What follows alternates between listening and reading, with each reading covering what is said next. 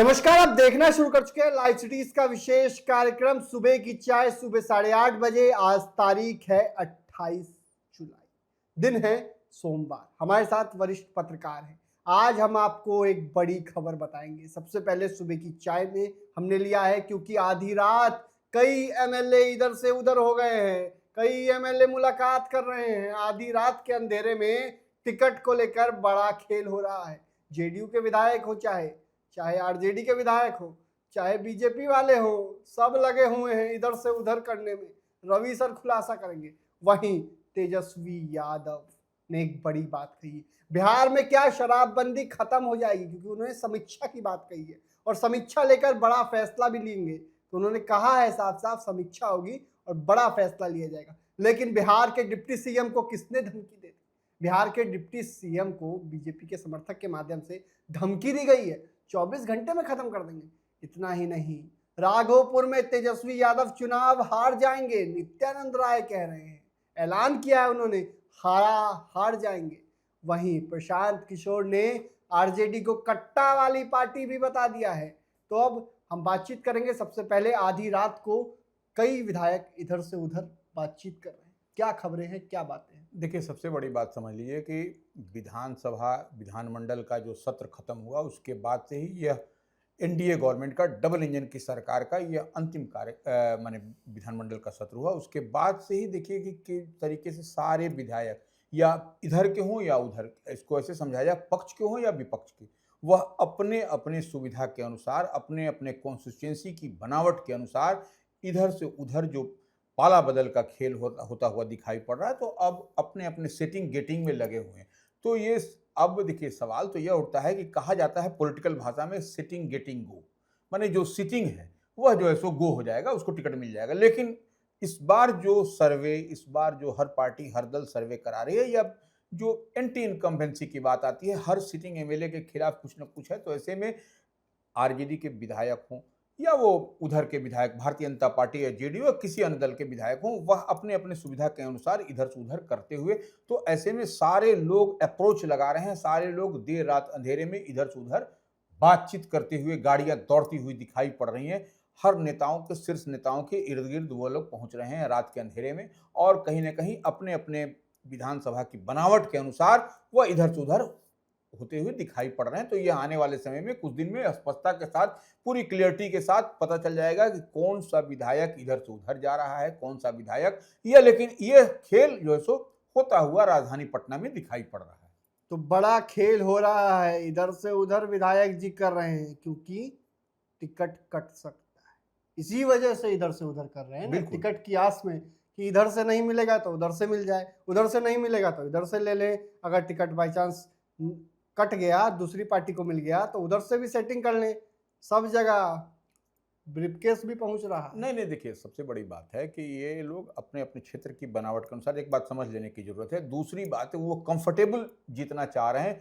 कोई अब जैसे मान लीजिए कोई कहीं से लड़ा है, कोई सिटिंग एमएलए है, तो उसको लग रहा है कि हमारा टिकट इस बार कंफर्म अपने दल से नहीं होगा, तो वो दूसरे दल का दरवाजा नॉक कर रहा है। उसके लिए उस दल के जो शीर्ष नेता हैं या उनके साथ जो कुछ लोग रहते हैं, उनको वह अप्रोच कर रहे हैं, किसी तरीके से, किसी माध्यम से उस नेता के पास पहुंच जाया जाए। बोरा भी खुल रहा है, तो यह सब कुछ होता हुआ दिखाई पड़ रहा है। बोरा भी खुल रहा है। निश्चित रूप से ये सब देखिए, हर चुनाव में जीतने के लिए या टिकट की प्राप्ति के लिए हर चीज की बात की जा रही है। कई ऐसे चेहरे हैं, कई ऐसे नाम हैं जो हम लोगों के पास हैं, लेकिन हम उसको समय पर खुलासा करेंगे। अभी बताना किसी भी दृष्टिकोण तो कई ऐसे नाम हैं, कई हैं, आधा दर्जन नाम है रवि सर के पास, और जल्द खुलासा भी कर देंगे। लेकिन तेजस्वी यादव ने क्या बोल दिया? बिहार में शराबबंदी की समीक्षा की जाएगी। देखिए, शराबबंदी कब लागू हुई थी? देखिए, महागठबंधन की सरकार थी उस समय। नहीं, देखिए वो लंबे समय की बात हो गई।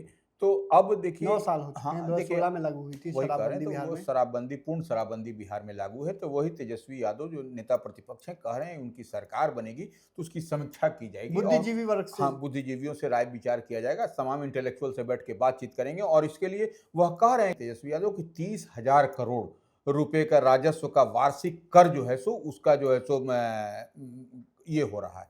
तो ये निश्चित रूप से यह देखने वाली बात है, और ये राजस्व घट रहा है। तो ये अब जो मान लीजिए 30,000 करोड़ की जो बात आ रही है, तो निश्चित रूप से आप उस एक बात समझ लीजिए कि उसमें वह जो राशि आएगी जो राजस्व की कमी हो रही है, तो उसको वह तेजस्वी यादव शिक्षा पर, स्वास्थ्य पर या अन्य योजना पर उसका जो ये होगा उस पर खर्चा करेंगे। तो यह कहीं न कहीं सरकार बनने के बाद वो फीडबैक लेंगे और उसके बाद ही वह निर्णय करेंगे। लेकिन तेज प्रताप यादव ने महुआ सीट से लड़ने का ऐलान किया है, उसको लेकर मुकेश रोशन ने भी कहा है, लेकिन तेजस्वी यादव ने बड़ी बात कही, कई पार्टियां हैं, देखिए इशारा किधर था? देखिए, एक बात जान लीजिए कि राजद से जिस तरीके से तेज प्रताप यादव को निष्कासित किया गया, और तो ये कहीं न कहीं अब तेज प्रताप यादव सिटिंग एमएलए हैं, लेकिन महुआ से नहीं है। तो वो हसनपुर से हैं। हसनपुर से हैं, तो ये महुआ से वह पहले लड़े थे, इससे पहले 2000 तो वो आप समझ लीजिए कि निश्चित रूप से वह फिर से महुआ से लड़ने की बात कर रहे हैं, और अभी महुआ जो है सो राजद के खाते में है, वहाँ से डॉक्टर मुकेश रोशन वहाँ से विधायक हैं। तो इस बार जो कह रहे हैं कि हम निर्दलीय लड़ेंगे महुआ से, और टीम जो है सो तेज प्रताप वह उनके लड़ेगी, और सीट से नहीं, कई सीट पर भी वह चुनाव लड़ने की। तो ये अब इसी पर तेजस्वी यादव जो उनके भाई हैं, नेता प्रतिपक्ष हैं, तो वह कह रहे हैं कई सारी पार्टियां हैं, तो निश्चित रूप से उनको हल्के में लिया गया है। लेकिन निश्चित रूप से जब तेज प्रताप यादव की टीम जब लड़ेगी, तो निश्चित रूप से कहीं ना कहीं आरजेडी को उसका खामियाजा भुगतना पड़ेगा। आरजेडी को खामियाजा भुगतना पड़ेगा। मुकेश रोशन भी है, उन्होंने कहा कि ये तो पार्टी तय करती है किसको बिल्कुल। टिकट मिलेगा क्या नहीं है, लेकिन मुकेश रोशन एक चर्चित डॉक्टर हैं, आपने ही बताया बिल्कुल, था। बिल्कुल, बिल्कुल, वो चर्चित डॉक्टर हैं, उन्होंने काम किया है महुआ में। महुआ में जो काम किया है, एक बड़ा मील का पत्थर साबित होता हुआ दिखाई पड़ेगा आने वाले समय में। तो ये मुकेश रोशन ने अपने इस 5 साल की अवधि में बड़ा काम किया है, बड़े महुआ के जनता को बड़ी-बड़ी सौगात दी है, रोड, सड़क, पुल, पुलिया, जो सो पटना से कनेक्टिविटी, तो यह सब कई सारे काम हैं। और देखिए वहाँ अस्पताल से लेकर के कई शिक्षण संस्थान खोले जा रहे हैं, तो यह मुकेश रोशन ने काम किया निश्चित रूप से। लेकिन सबसे बड़ी बात, बिहार में एक तरफ अपराध बढ़ रहा है, आप भी मानते हैं आपराधिक घटनाएं इन दिनों हुई हैं, बिल्कुल। लेकिन बिहार के डिप्टी सीएम यानी कि उप मुख्यमंत्री सरकार में नंबर 2, मुख्यमंत्री सरकार में नंबर 2 होते हैं, सम्राट चौधरी को धमकी दी गई है। एक बीजेपी समर्थक को मैसेज किया गया व्हाट्सएप के माध्यम से और खुली चेतावनी दी गई है, संभल जाओ नहीं तो 24 घंटे में खत्म कर देंगे।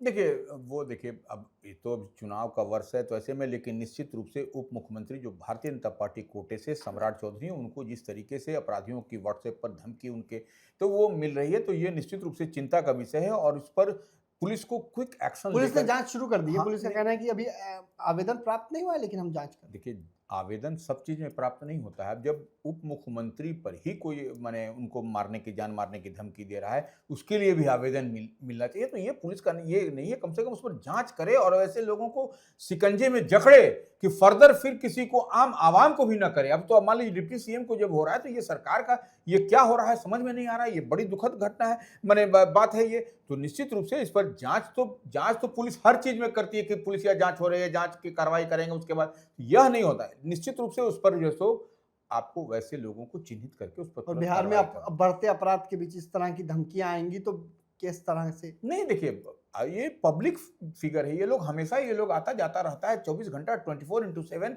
और ये निश्चित रूप से चिंता का विषय है सम्राट चौधरी को जिस तरीके से ये धमकी मिल रही है। लेकिन राघोपुर में चुनाव हार जाएंगे तेजस्वी यादव, ये कहना है केंद्रीय गृह राज्य मंत्री नित्यानंद राय, बीजेपी के बड़े नेता हैं, अमित शाह के करीबी माने जाते हैं। ऐसे में उन्होंने कह दिया है। देखिए, नित्यानंद राय एक बड़े और अनुभवी नेता हैं, और वह भारतीय जनता पार्टी के वरिष्ठ नेता तो हैं ही हैं, साथ ही वह बिहार भाजपा के पहले पूर्व प्रदेश अध्यक्ष रह चुके हैं। तो ऐसे में बिहार के बारे में, बिहार के संदर्भ में नित्यानंद राय जितना बेहतर बाखूबी समझते हैं, उतना हम और आप समझ पाते हैं कि नहीं, ये एक बड़ा सवाल है। लेकिन निश्चित रूप से जब वो कह रहे हैं कि राघोपुर से के इस बार के विधानसभा के आम चुनाव में राजद नेता और प्रतिपक्ष में जो हैं तेजस्वी यादव, उनको जो है सो इस बार चुनाव में वहां की जनता परास्त करेगी। तो निश्चित रूप से जो बात कह रहे हैं नित्यानंद के वहां से फीडबैक होगा, वह क्योंकि संगठनात्मक लगातार वो उस क्षेत्र में रहते बिल्कुल, हैं, उनका बिल्कुल। क्षेत्र भी हाँ, आसपास का ही है। इसीलिए नीतीश कुमार आज कटिहार जाएंगे, कई योजनाओं का शिलान्यास करेंगे, कई सौगात देंगे और सभा भी एक हो सकती है। देखिए, निश्चित रूप से जब नीतीश कुमार मुख्यमंत्री बिहार हैं और इस बार चुनावी मोड में आ गया है, पूरे बिहार में आप देख रहे हैं कि तमाम बड़े नेता या किसी भी पक्ष के हों या विपक्ष के हों, उन लोगों का भ्रमण चल रहा है। और नीतीश कुमार जब जाएंगे कटिहार, तो वो मुख्यमंत्री होने के, तो वहाँ पर सौगात मिलेगा ही मिलेगा, इसमें कहीं कोई, तो कई योजनाओं का शिलान्यास और उद्घाटन होगा।